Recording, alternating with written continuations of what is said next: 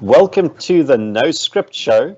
I'm Gideon. I've absolutely no idea what this is about, and just bear in mind that we've arrested more surfers, joggers, and people doing yoga in Maisenberg than we have arrested people guilty or complicit in state capture. So how's that for an intro? Ouch! Ouch! Yeah, I saw that. Look, I mean, I usually chuckle at most of the opening jokes, but for the show, but that one was poignant and well placed. Gideon, welcome to the No Script Show. You're a person I consider a friend of mine, and I was always hoping to have you on the show at some point. Obviously under better circumstances. Also, shout out to our boy Ruan, who couldn't be here due to technical difficulties. So you people will just have to enjoy us too. Yeah, maybe I think most of the people who watch the show have a fair idea who you are, because we have a lot of followers in common, and they know who Gosa is, and they know all that stuff, but just like a high level, whatever. So the high-level overview, big picture me, I'm Gideon. I offend people on the internet. I like guns and shooting them, not necessarily at people, because that's illegal unless you have a good reason to do it. And presently unemployed, former airline pilot, current airline pilot, I don't know really what you call it. And I've got this affinity for, or this love for economics as a subject matter. And yeah, that's essentially who I am. And I'm flattered if you say that a lot of your viewer base / listener base are probably already to a degree acquainted with me. I'm still a bit out of my depth considering that people actually listen to what I say. So I'm still getting used to it. Well, people tune into our show for some reason. So I mean, we had a bunch of people on that I'd never thought we'd get on here. Yeah, like McAfee on here. That was insane. That was epic. That was the man is one hell of an interesting case. Just libertarian tops. Yeah, I mean, you know me. I'm pretty much actually, it's funny you mentioned guns, because I've got the first one that you inspired me to get sitting next to me just out of frame here. Fantastic. Yeah. It's I went with the Smith & Wesson M&P 2.0. Yeah, that's a superb choice, and I'm sure it's serving you well in its capacity. Yeah, I enjoy it. My brother got the SIG P320, I believe it was. Not sure. Is that the one that goes bang when you drop it at a funny angle? Is that not the one? I think it's the drop safe one. I'm not sure. I was just bro, hey, if that's how you want to live, that's how you want to live, man. Look, I think they fixed it. My brother, incidentally, I think got the exact same handgun, and the only way you could make it worse. This is not a swipe at SIG. They generally build a really good product, and I'm not a brand fanboy, but if you get the Ford Cougar, you get the Samsung Galaxy 8, and you get that thing, you've got a whole bunch of stuff in your possession that's just due to spontaneously catch fire or shoot when you drop it. So if you really want to live dangerously, you need to commit fully, I reckon. Oh wow! Okay, well played. Well, I'm quite happy with my Smith & Wesson. Speaking of which, I can probably guess this, but do you have a particular opinion on carry condition? Because I usually carry one in the chamber, safety on. It's got a very nice thumb safety that I can flick down pretty quickly. Yeah, I know some people have strong opinions on carry conditions, but yeah. Since this is a fan show, and people are probably not going to take me too seriously, I'm just going to go and be offensive and be like, the only condition in which to carry a modern pistol is condition 1, which is round in the chamber. That's it. And in a good, properly designed holster. If you're fiddling around with empty chamber stuff, doing the Kala Ninja style of shooting, I'm just going to say good luck to you in deploying that thing in an actual fight.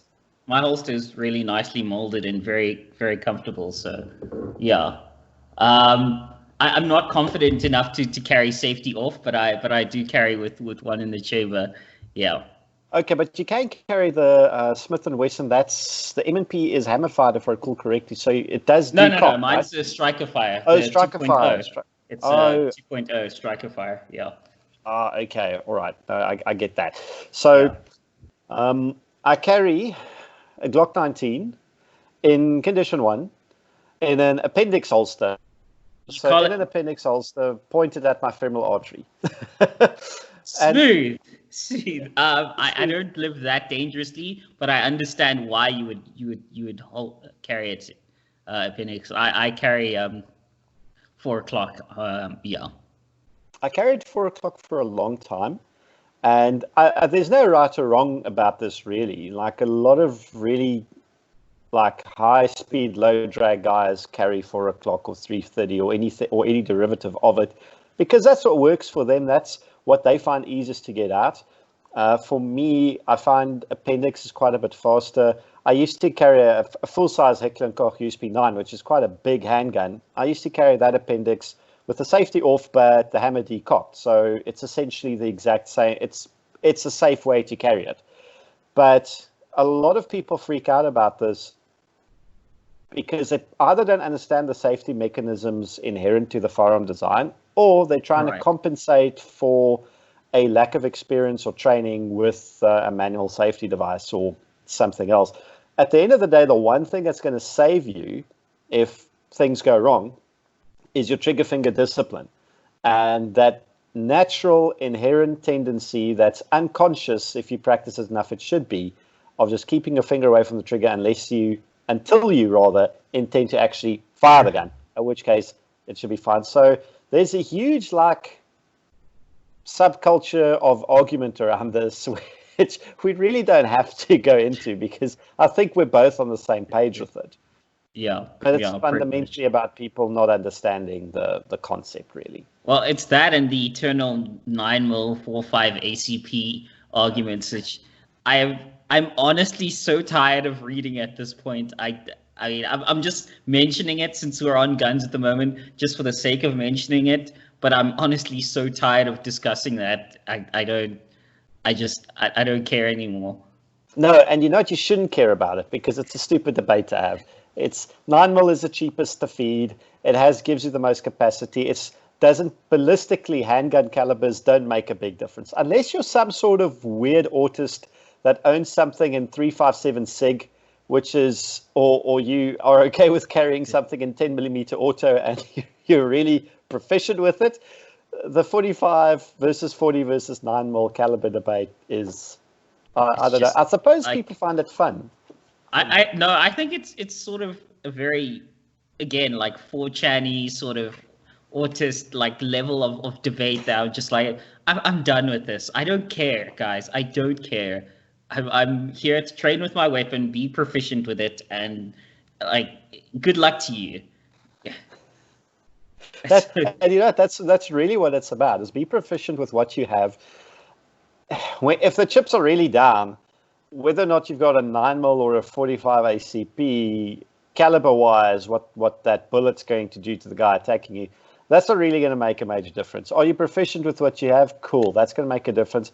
And I'd say that anything that gives you a higher capacity, if you've got something that gives you 15 rounds of 9mm versus 7 rounds of 45, the guy with a 9mm is probably going to be better off because he just has a little bit, he's got double the capacity and he doesn't really lose much thermal ballistics wise, if anything. I mean, when it comes to technology and propellants and bullet design and all this sort of stuff, it doesn't really matter anymore. I mean, I think you can correct me on this one. I think in most cases, I mean, if I'm sitting in sort of my house in a corridor, short corridor type thing, or just in a mall or an alleyway or in a parking lot, at those kind of ranges, honestly, I don't see the difference ballistically. I just...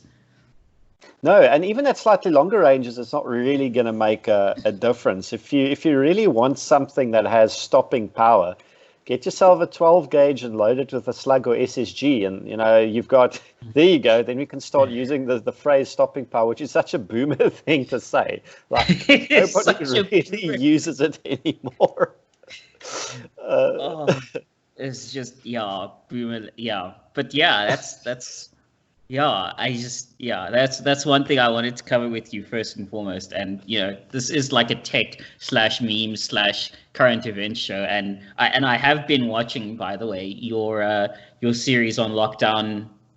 Let's call it Lockdownpedia or Lockdowntopia. Um, I want to start off with, by the way, I'm in a lot of WhatsApp groups and Telegram groups, and I wouldn't say that I'm far right. I'm pretty much basic purple quadrant libertarian, right libertarian type thing. So that's where you can infer my stance on a lot of things from there. But relative to some of my friends, that makes me look incredibly far right.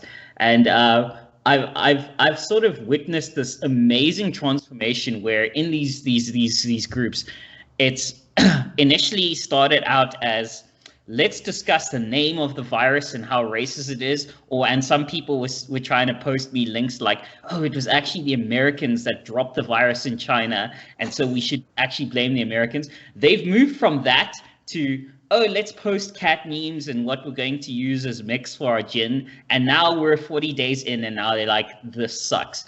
And I should take the higher ground on this one, but I can't help but absolutely smile and grin as they come to the realization. I'm like, yeah, this is what I was trying to point out to you. And yeah. You know what? It's not beneath me either to indulge in the full-blown I told you so, because for the first time in my life, with vindication, I don't know if you feel the same about it, I actually feel justified in not being the bigger person in this and going, I did fucking, sorry, mustn't swear on your show. What? No, we swear all the fucking time on this show. All right, sorry. I'm trying to curtail my potty mouth, but for me it was like, yes, I did fucking tell you so. We did tell you. We told you so. We told you this at the beginning. We told you this was going to be a clusterfuck of epic proportions from the very start that is going to have humongous repercussions for the vast majority of people, actually for everybody, and that those repercussions are going to suck, and that the ANC is terrible and bad, and that your president is not going to save you. And now it's a case of, well, look what the cat dragged in. Welcome to our way of looking at things. And welcome to reality. Welcome to reality. I guess the taste of government boots starts to suck now, you fucking morons. That's like and that's the thing, right? Like at the beginning they were like, oh, you're just, because they're like, oh, you're just like this racist Trump supporter or something. Like, that's why you don't want to discuss the name. No, I don't want to discuss the fucking name because it doesn't matter. What matters is the curtailing of our civil liberties for this thing. And as more information comes out, and again, I'm not saying the virus isn't real. I'm not saying we can't take it seriously. I'm saying it's entirely possible to take the virus seriously while also taking seriously the economic devastation and the destruction of our civil liberties. And I'm of the opinion, I don't know about you, but all three of those things can be true at the same time, but also to pretend that each individual and each nation has the same risk profile is patently fucking insane and just terrible. Absolutely. And just to add to that, so this virus is killing people. It has killed people, but now it's becoming evident that we actually have no idea how many people really died of it and how many died simply whilst being infected with it, and then that was given as the cause of death. There has been so much academic, political, and scientific dishonesty about the entire outbreak, where we could take certain figures like at face value up until about a week or two ago. Now with the amount of revelations coming out that, people being encouraged to attribute a random death to COVID-19 so the hospitals could get funding, about the guy whose name escapes me now, but who built the models initially, who got it so bloody horribly wrong, now being outed, resigning his position in the UK, about a whole bunch of stuff about the deeper statistics about Sweden and Italy. And you start going, this thing is beginning to look a hell of a lot less dangerous than it did at the beginning, but not just a little bit less dangerous, because I was going, this could probably be like a really bad flu. And it's turning out that it's looking that it might not even be that. I mean, we get hyperbolic, dishonest statements where CNN said, oh, COVID-19 in 3 months have killed more Americans than the entire Vietnam War. And then you go and you look at it and you realize more Americans die from heart disease every 3 weeks than in the entire Vietnam War. Every 3 weeks, not every 3 months. More Americans die of cancer and heart disease every 12 days in America than in the entire Vietnam War. I was going to add to that more people die on the roads in the US than died in the entire Vietnam War. And that's just regular driving down the road. That's the thing. And then you realize statistics about 83% of the people that died of this virus in Sweden were over 60 and were either morbidly obese or unhealthily overweight with other underlying health problems. This is, yes, it does. The virus has killed young people and healthy-ish people. They're always the outliers. But I mean, so does influenza every year. So does pneumonia every year. So does tuberculosis. And what we've succeeded in doing in our government response to it is we've created an economic collapse that will look similar, if not worse, to the Great Depression. And now you and I, amongst everybody else, have to figure a way out to survive in this post-economic apocalyptic world while we're still locked down. I mean, it's not like we can go and find meaningful employment. I mean, you do at least have a job, right? I'm one of those in that privileged position, and I actually mean in this case actually privileged in that I as a software engineer, I can work from home, which I currently do. But that doesn't change. I mean, my company's announced pay cuts, significant ones, to try preserve people from being fired, and other companies have announced even bigger pay cuts, and still job losses continue. And I mean, there was this really fucking asinine quote. It was some girl I was talking to told me about this Facebook quote where they said, we know how to resurrect businesses, but we can't resurrect people. And I'm just like, yeah, okay. I'm going to walk up to the damn building, snap my fucking fingers, and boom, the business is going to start up again. Are you fucking kidding me? You just... God, that brings a flashback back, because I had the exact same argument with someone who took the same position with me, and it's the same thing. We can't resurrect people. We can rebuild the economy, and I'm going like, guys, when we're looking at a 16% contraction in GDP, which is bullshit. I mean, that's the Reserve Bank just went and said, oh, we lost roughly 16% of the year's productivity, so we're just going to suck that it's a 16% contraction. Like, no, you numbskulls. There's a multiplier effect in this. As there's a multiplier effect in money spent, there's a multiplier effect in money not spent to the contraction. So no, it's not going to be proportional 1-to-1. Morons, it's going to be bigger. And banks usually start failing as a rule of thumb at about an 8% GDP contraction. We're looking at best case double that. Explain to me how you resurrect an economy at 50% unemployment plus with this type of GDP fuck show, with the banking system destroyed. No, you're not going to resurrect it, wise guys. It's done. Like, we are going to have to build a completely parallel economy to what we are used to having. An economy where you're going to be dealing in crypto. So if you're not on Bitcoin yet, I recommend you learn how that shit works, and you start riding that train. Not as riding that train. Shout out to my crypto boy. Shout out Don Barnard. Yeah, because I'm into that now. This is my new thing. And I'm learning how to code. And I'm trying to figure out how to code in Elm. And I'm trying to figure out how the Luno blockchain works, because there's a whole bunch of really libertarian websites hosted on that blockchain. That's deep web type stuff. I'm not going to use the term dark web, because dark web sounds like something CNN dreamt up, because it assumes that everything happening on the deep web is evil and bad, which it isn't. Some people just want privacy just because. Because if you don't guard your privacy, some pig following an unlawful directive from the Commissioner of Police kicks down your door at 3 a.m. and drags you to a cell. Because that's the kind of world we presently live in, like it or not. We do live in that. I mean, I think it was you who tweeted out some teenagers got arrested because they were riffing on the Minister of Police. call Donnie from Queens, Donald Trump, a Nazi all you want, but I don't see anyone from CNN getting arrested. I don't see anyone from Occupy Democrats getting arrested for for saying bad things. You can say or do anything about Donald Trump in America. Literally, you still can. You still have that liberty. You can you can literally make an effigy of him and hang it on a tree and burn it, and no one cares. Well, I mean, people are going to care. They're going to scream at you and call you things, but no one's going to arrest you. You're not you can hold up a decapitated mannequin head of him. You can do whatever you want. You're not going to get arrested. I mean, but now it's kind of like, but here we literally have people being arrested for riffing the Minister of Police, and we have, I believe, it was, which news channel was it that suggested that Cyril was overruled by NDZ, and then it was ENCA. ENCA, yeah. So ENCA said something to the effect of, "We'll have to see if he takes back the power," or something to that effect. And then the next day they had to apologize. So, well, they're not wrong, because I don't think Cyril Ramaphosa is our president anymore. He's a sock puppet. He's a patsy.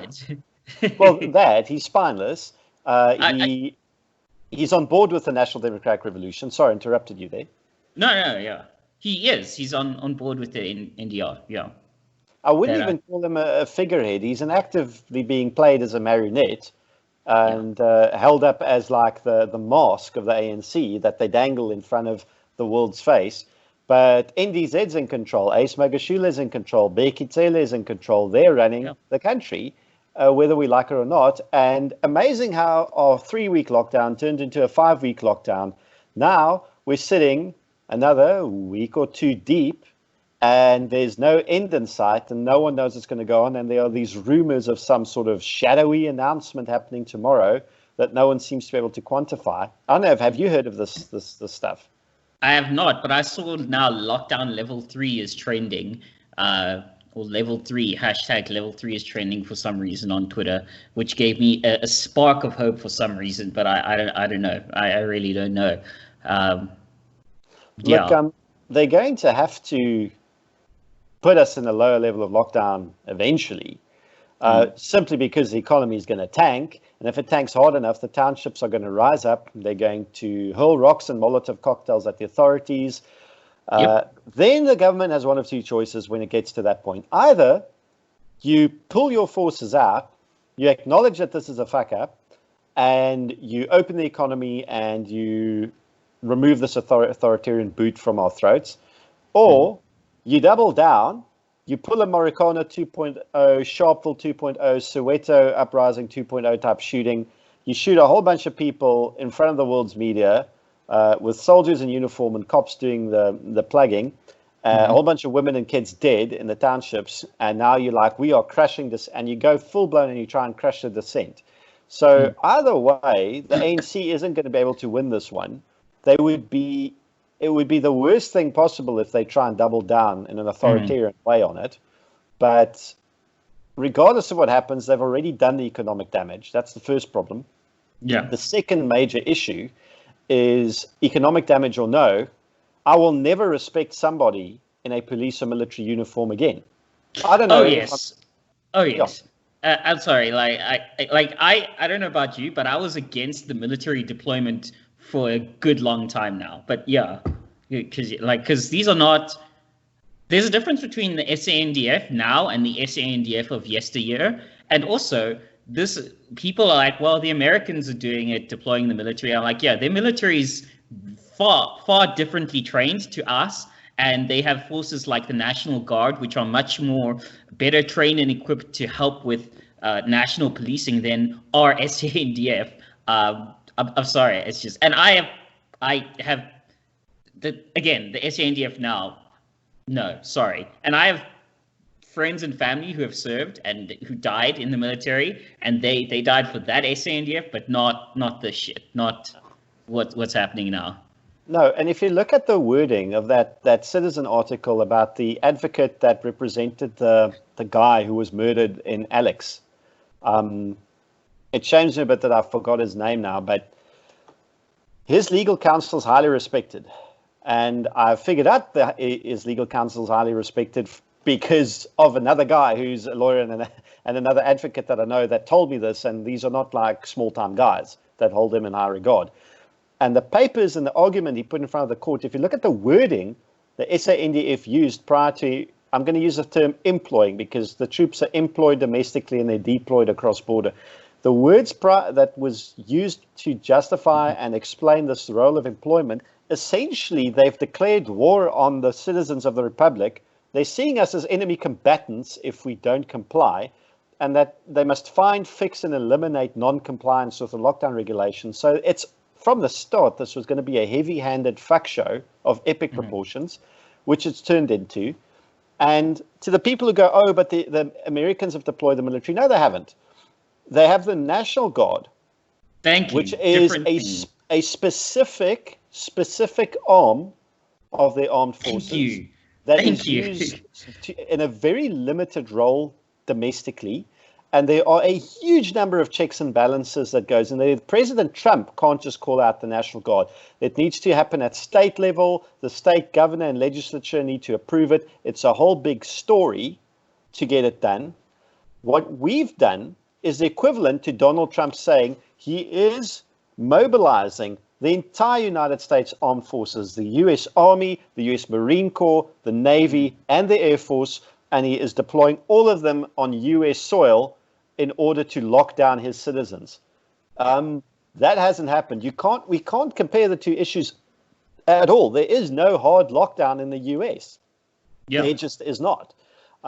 That's why they're allowed to protest in the streets. That's why, I mean, for Pete's sake, commie heaven, San Francisco had a huge protest yesterday or the day before where tens of thousands of San Franciscans took to the streets to protest the lockdown. This is from San Francisco, the most left-wing city in the entire US, the most left-wing city in California, which is the most left-wing state in the US. And these guys have had enough. Now you have to start asking penetrating questions about it. I think Seattle, Washington and New York City are coming up close behind. But yeah, California, San Francisco is still up there. While we're on the topic of the states, I don't know if you know this, but a number of states are looking at opening up. Namely Georgia, Florida, South Dakota, and Texas. And people are riffing Ron DeSantis in Florida. People are riffing, what's his name? The John, whatever his name is, the governor of Georgia, and the lady governor of South Dakota, and the Texan governor. And to a certain extent, the Atlanta metro area, I can see how that's a bad idea to open up. But rural Georgia, South Dakota, they don't have the same infection levels. I don't even think Wyoming has one infected person there because there's 5 people in the whole state of Wyoming. But there's one person you haven't heard of, and his name is Jared Polis, and he's the governor of Colorado, and he hasn't been riffed for looking at opening up his state. And I can't help but wonder, is it possible because he's the only governor of all those governors that has a D next to his name and not an R for Republican? Absolutely. It's absolutely. The bipartisan idiocy of the United States political ambience is very real. I mean, if you're a Democrat, you can do no wrong. If you're a Republican, you're a baby-eating Satanist. Now, I'm not a major fan of the Republicans because I'm not that conservative. But exactly. I keep explaining to people I'm actually just a right-leaning libertarian, but relative to you, you assume you have to be a Democrat or a Republican. Because the Republicans are also authoritarians and they're also assholes. The major difference is the Democrats are socialist authoritarians. The Republicans are kind of free market authoritarians, but they're kind of free market in the sense that they really like their friends in big corporations. They're not really pro small or medium business, although they're not out to kill them as much as the Democrats are. So my whole thing of being okay with the Republicans, whereas I viscerally despise the Democrats, is because the Republicans are still the lesser of the two evils. They still fuck things up less. And Donald Trump, as much as a lot of libertarians hate him, contrary to most Republican presidents, in fact, most presidents, Democrats included, he hasn't started any new wars for his entire first term in office. He has not opened a single new front of conflict. He has brought it's a low troops bar. home. It's a low bar, but not only has he not started a new war, which is something Bill Clinton did, that both the George W's did. Ronald Reagan was kind of a peacetime, but he had that tiff with Libya. Like whether or not that was justified, I don't know enough about it. But the Donald hasn't started a new war. He did a trade war with China, and as free marketers, we don't like trade wars. But you know what? Yeah. I hate China so much right now. The CCP.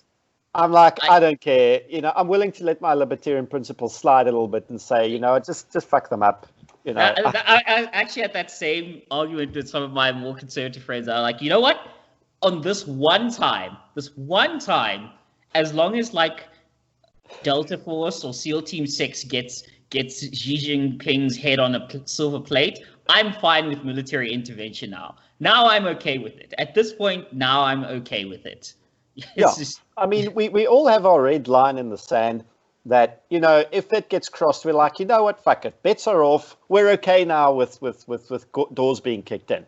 As long as it's not against innocent citizens, which is fine. Like if they're going to take the CCP on and their military machine in the South China Sea, go for it.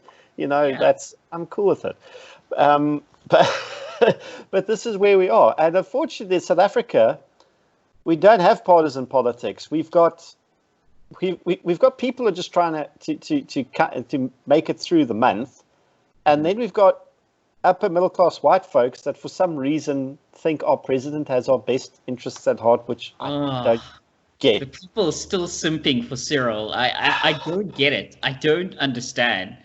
Like, it's like the girl married to an abusive boyfriend. Just why? Just let it go. That's the perfect trope. It's like being in a relationship with someone that has a borderline personality disorder, and they just kind of, they charm you, and then they reel you in, and then out of left field they hit you and they smack you because they only hit you once. In the case of the ANC, they've been abusing us constantly for 26 years. I mean, that they still have to cling to the Mandela era as some sort of shining light and saying, look, we are the people who had Madiba. It's going, that was a long time ago, guys. That was a very long time ago. I think most anyone who had anything to do with that is dead now. By the way, guys, I think that's actually part of, and this might tie into the lockdown conspiracy theory section, is that actually, I think it was the Goose, Ruan Hussen, shout out to my boy Ruan, who pointed this out, that maybe part of this whole lockdown fuck-up is a conspiracy theory in that they realize the millennial and sort of Zoomer group is sort of like, we don't care about the National Democratic Revolution. We don't, it's hard for a Zoomer now to really care about apartheid sort of rhetoric. And so now they're like, okay, we need a new way to institute the NDR. So fuck it, let's just cause an absolute economic meltdown and we'll move from there. Well, they're succeeding with that. So think about it this way. We've got private hospitals aren't going to make it if doctors in private practice can't pay for their chambers or their consulting rooms or their practices or whatever, because they're not earning an income because they don't have any patients, because there's no elective work. They're also, if you're a radiologist, you're probably indebted to a large degree because you've got a whole bunch of very expensive medical equipment that you are probably still paying off. It's the same with banks. I mean, if you looked at that survey from Report, that within the next 2 months, 88% of all South Africans will default on their home loan.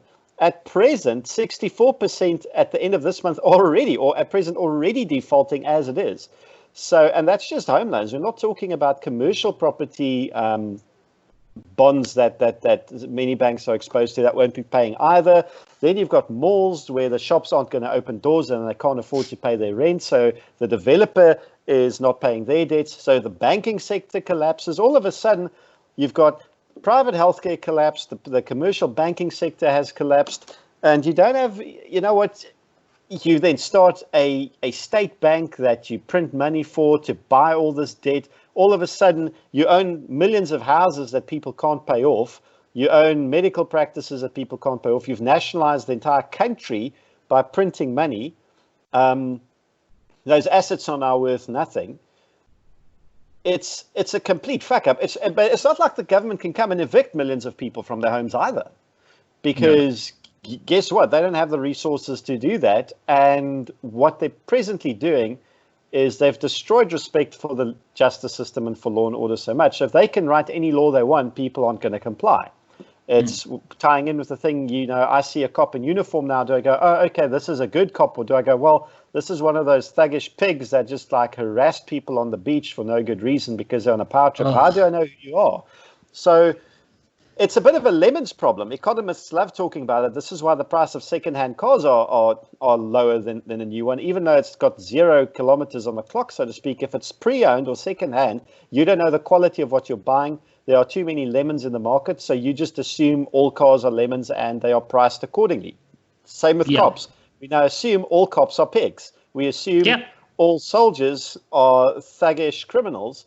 So this is how, I don't care what the proportion is, this is how a section of bad apples destroys an entire institution in the eyes of the public. And unfortunately, way too many police officers don't understand it. Way too many people in uniform don't understand it, and they go, it's unfair that the public tar us with the same brush. It's like, guys, if you don't want to be tarred, you better start speaking up very loudly about how much bullshit this is. And there are I know about 2 or 3 who are, but that's the problem. I know 3 guys in uniform who are openly speaking out about it, but that's it. I know one soldier, and he's actually a medic, so he's a health military services. That's it. The rest are all throwing the Nuremberg defense at you about I'm just following orders type thing. I'm just enforcing the law. I don't write it. It's like, as a mate of mine, Bernard Allen, said today, well, if the law told you to put a bullet in my head, would you still enforce that law or not? And they go, yeah, but that law is clearly unconstitutional. It goes, well, there's so many constitutional infringements happening right now. If I resist arrest because you want to arrest me for something that's unlawful, then you're going to put a bullet in my head because now it's justified. It's the sort of bullshit. The police service should be disbanded. They should shit-can the SAPs completely. And if we want to bring back law enforcement, then it should be done at local, municipal, metro, regional, and provincial level. And the accountability should flow downstream directly to the public. There should be none of the centralized law enforcement bullshit happening at all. Even the city of Cape Town's law enforcement are not innocent in perpetrating bullshit. I do believe that JP Smith has them on a tight choke chain because they report to him. So good on the man, from what I've heard. Like, he's been doing a good job. But I mean, this entire policing culture in this country is sick. Yeah, I mean, look, one of the sort of bad omens I saw was soldiers sort of showboating on social media just before the employment, as it were, in country, going, I'm going to serve my country, and skop, skiet and donner and all that, and posing. I'm like, you fucking showboaters. You would get blown out of the war. In any major conflict, I'm willing to wager, in any serious conventional conflict, most units in the SANDF would get blown out the fucking water by most other militaries. It would be a shit show, just wiped. No, it would be. And the thing is, I'm pretty sure if the United States wanted to capture Cape Town, they just have to send like a single detachment of the USMC. And I was going to say Marines or Army. Go Marines. I would wager the Marines. Amphibious landing, one battalion, we're done. Yeah, they would wreck this place. And I mean, apparently our specialized units like our Recce's and the Parabats are still quite competent. But I mean, there's only so many of them. We know the training budgets are slashed to non-existent, so how proficient they still are. I mean, they're going to be more proficient than the average citizen, but that's not really the point. So we've got soldiers that are, like, many of them are clearly overweight and horrendously unfit and not very intelligent. They're equipped with outmoded kit that's decades outdated. And their tactics are clearly not effective, and the command and control that's being imposed on them from their superior officers, and with the complete lack of discipline that's evident, we do not have an effective fighting force. I mean, let me actually look this up, because we were ranked globally as far as what's a global military strength. Yeah, let me switch. Hold on. While you look that up, let me switch the light on so you can see me. Oh yeah, you were hiding a bit there in the dark. So global military, the globalfirepower.com. I don't know. It looks like a legit website. So if we look nation index, we find South Africa. Ooh, we were rated below Namibia at a stage. Let's see if that's still. We were ranked 29th out of 138. Which means I actually don't know what that entails. That means we're not doing too terribly, allegedly, but I don't quite know. That seems much higher than I would rate us. Yeah, that's way higher than I would rate us. I just wanted, because at some stage I saw we were rated quite badly. So obviously at the top of the list is the US, followed by Russia, then China. India's quite high up. Let me just get further down. So we are rated 29th, which is below Algeria, Ukraine, Taiwan, Canada, Thailand, a whole bunch of others. We are rated the Canadians all you want, but they get serious in wartime. We are rated above Switzerland, and I'm like, I'm sorry, I've seen the Swiss. What?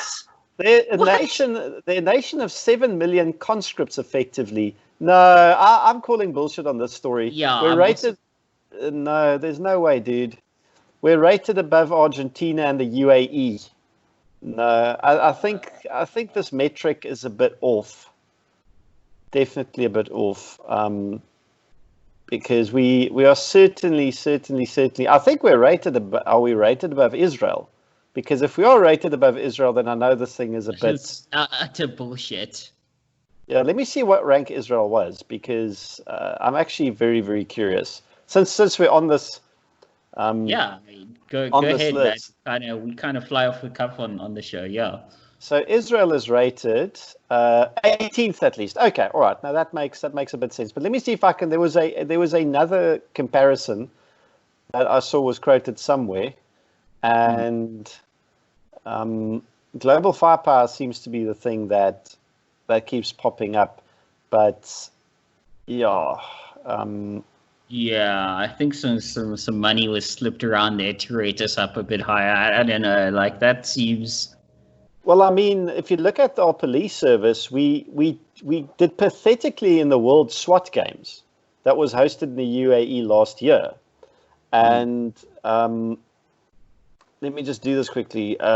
While you're on that, okay, as somebody myself who conceals carries pretty much at every opportunity that I can.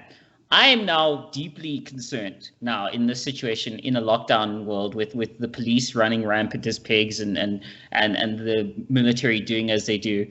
I am now deeply concerned if I get searched and they find my firearm on me, because I know that legally I'm totally allowed and within my rights to do so, but what it says on the law on the piece of paper is different to what is going to happen in a situation where, let's say it's one afternoon I've gone to the shops and I'm caught on a lonely road by some soldiers and some cops alone. That's my nightmare situation, because I know even though I've done nothing wrong, considering they're soldiers shooting dogs and murdering people on their front doorsteps just sitting there, God only knows what would happen if they decide to pat me down and they find my firearm.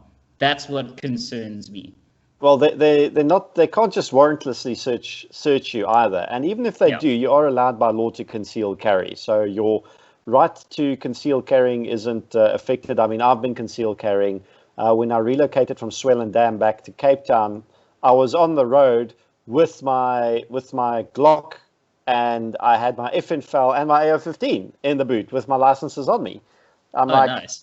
You know, what are they going to do? Like, say, I'm not allowed to transport my guns legally during a lockdown. Like, they must I've got a very good lawyer on speed dial as well, Larry Marks. I recommend anybody and everybody get a hold of Larry Marks Attorneys. If you carry a gun and if you feel you need to sue the police for anything, he's your man. He's an absolute subject matter expert when it comes to this stuff. Larry is my go-to guy. DM me those details. I may need the one. Well, we usually do an advert segment just for fun on this. So let's shout out Larry Marks Attorneys. Like, yeah. So the guys I would do is Larry Marks Attorneys. Let's talk Gauteng now specifically. But I mean, these guys I would use in National anyways. Larry Marks, my good friend Max Rosley. He's Motivus is his. You can find Motivus on Facebook as well. They do motivations for firearm license applications. He does a lot of appeals work, like stand-up guy. Max Rosley, what a gentleman. And a good friend of his is Francois de Kock Attorneys in Pretoria. So Francois de Kock's in Pretoria. Max is in Krugersdorp, but he does travel. And Larry is in the more sophisticated part of Johannesburg. So, that between the three of them in Gauteng, you're covered. So I would definitely have those three. Well, try and find those three guys. So I'll just say the names again. It's Larry Marks, Max Rosley, so it's Rossle, and Francois de Kock. So I'll look him up because I'm out here in Pretoria East, so I'll look up Francois when we're done here. So yeah, he's a proper right-wing boy as well, So, but he does good work. And nice. He's a gentleman. Yeah. Nice. Yeah. So let's discuss, because one of my favorites, I know we're backtracking a bit here. I just want to finish up the subject. Let's discuss lockdown conspiracy theories for a sec, because I did enjoy the conspiracy theory episode of your show. So, yeah. Well, okay, look, I've managed to sort my connectivity issues out at least now. So hopefully from now on, no more funny buffering and nonsense like that. There's been so many good ones. So we already discussed the NHI, EWC, NDR element to the lockdown, right? Now, the other question is Cyril still our president? No. I asked you. Let's be serious about this. Like, come on, Dad. Cyril is so damn spineless. I pointed this out the other day. He's literally that dude that promised you the wildest night out with the butts, and then like halfway to the fucking bar, his girlfriend or wife gives him a call, and then he's like, yes dear, and then he buys like one beer, and he's like, sorry guys, I gotta go home. Like that's Cyril. That's Cyril. Like, I'm sorry. That's a really, really fair comparison, I think. I don't think I could come up with a better one than that. But okay, all right. So that's the one. So what do you have? Like, what conspiracy theories do you have cooking at the moment? I'm thinking a triumvirate of dictators is going to emerge or wants to emerge, which is old the cat in the hat, Becky Cele, NDC, and good old Ndate Ace Magashile. Yeah, those three. I think those guys are already the major string pullers right now, like behind the scenes. I don't think there's much hope for the democratic process within the ANC. Now, whether or not they can suspend our constitutional rights, I think they're going to be in for a bad time, because the Constitutional Court's not really our friend. Let's be honest. It's a court that purely exists to give activist judges who are loyal to the ANC a job. However, a lot of these activist judges are pretty much old school ANC. So they're proper socialists and they're trendy lefties and they like the sort of thing.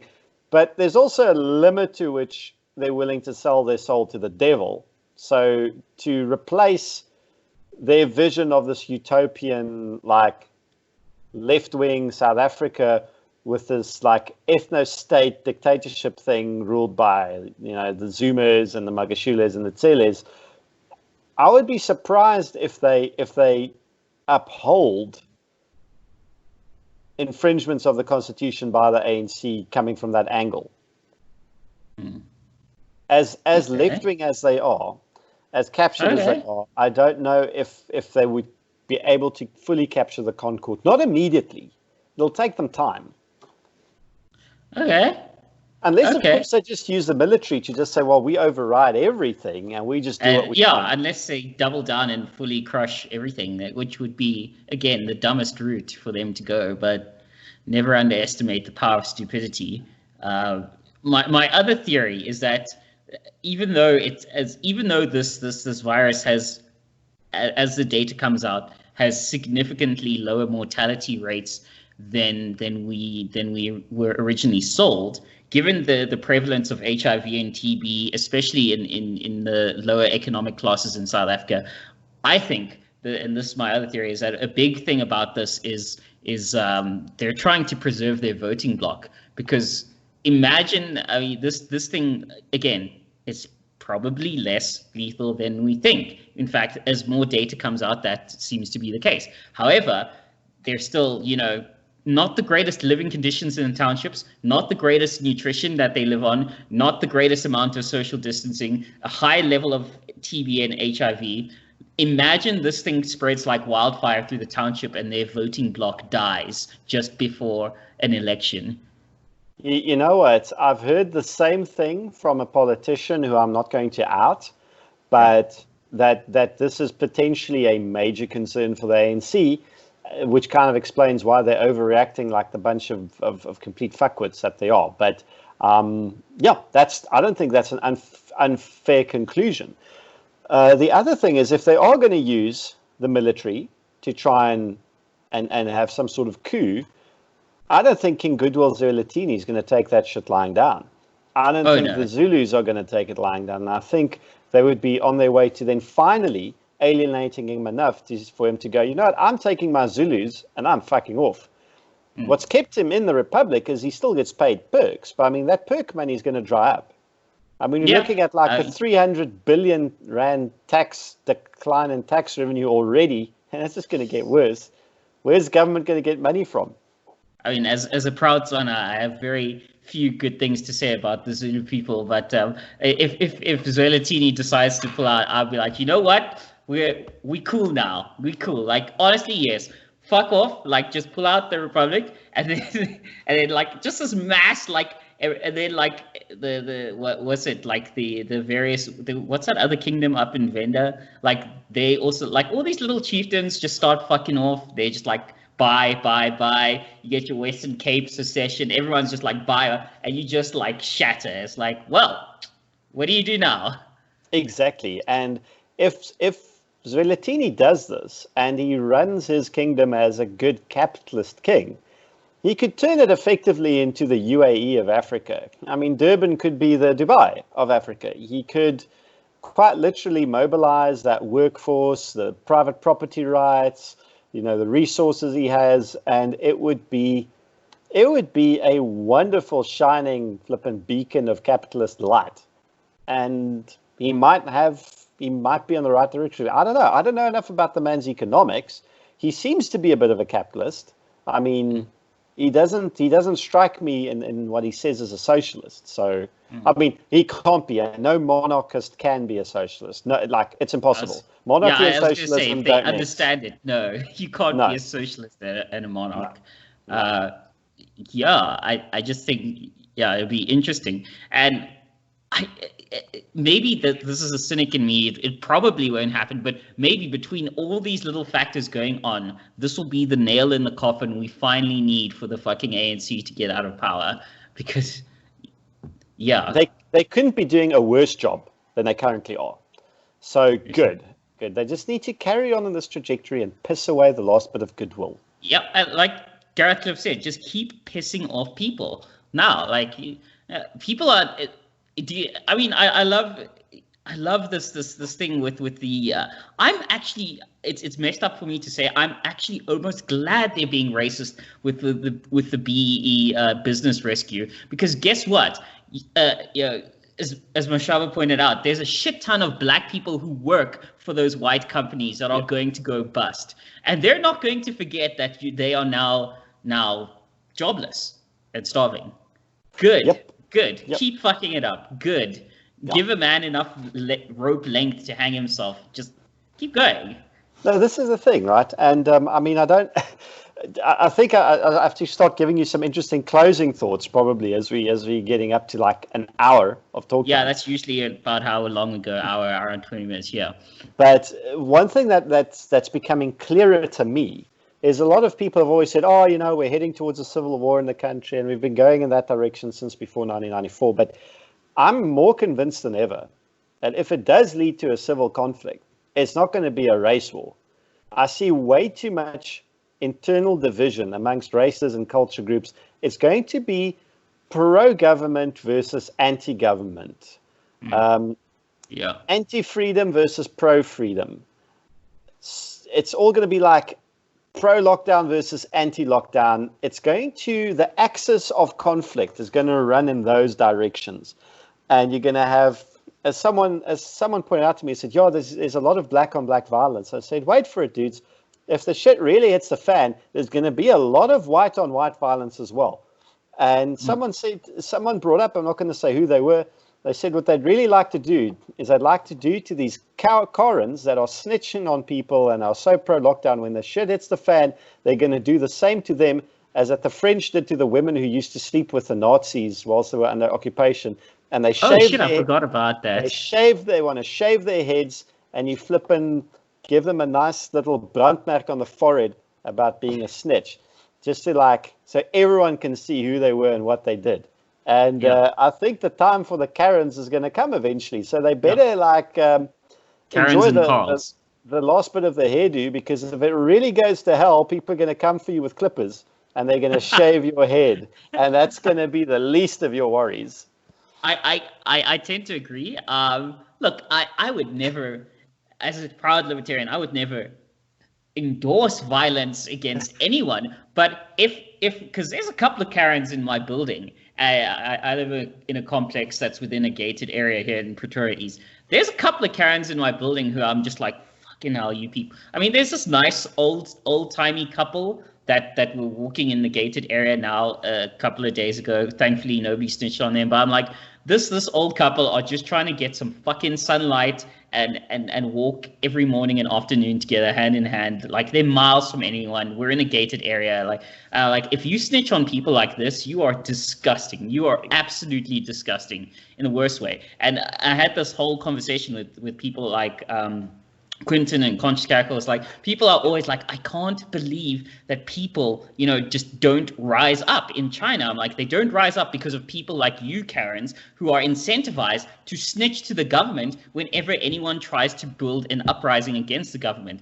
And all you fuckers who are like, oh, this is terrible. I'm like, there's that meme going around that if you snitch now, you would have snitched on Harriet Tubman and you would have snitched on Anne Frank, and the people hiding Anne Frank were breaking the law. The people the hiding people were breaking the law. The people that snitched on Anne Frank were following the law. So exactly. So there we have it.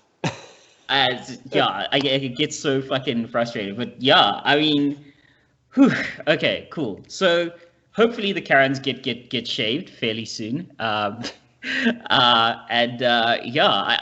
wouldn't mind a little bit of a boogaloo, just a little. I'm not advertising. No. If it happens, if it accidentally pops off, dude, if it happens, I'm not going to start it. I'm not advocating for sedition, but I'm saying if the shit starts independently, then hell, you know what, whatever. Then we deal with it. Some of us have a lot of food stored up. Some of us, listen to your shows, and some of us have got medical kits and vast amounts of ammunition. Who knows what could happen? Who knows? Anything could happen. Jeez, but that was, dude, it's been awesome being on your show, and thank you so much for inviting me and having me on, giving me this opportunity to talk shit with you for this long.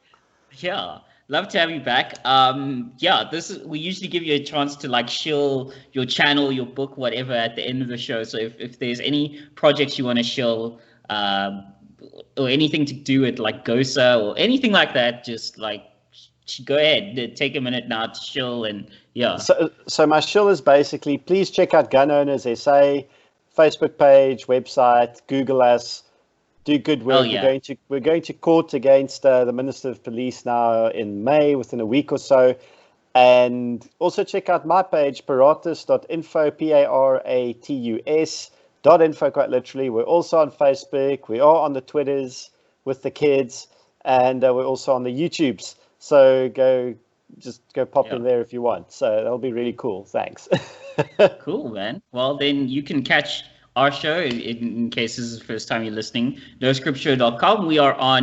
We usually drop to the YouTubes, as you say, and we also publish on all the podcast platforms. So, Google Play, Apple Podcasts, you name it. You just look up No Script Show, you will find it. I think that's it. And I thank you for dropping in and spending an hour with me, bud. Oh, it was an absolute pleasure, Odin. Thank you so much. Cheers, bud. Cheers. Bye. Bye.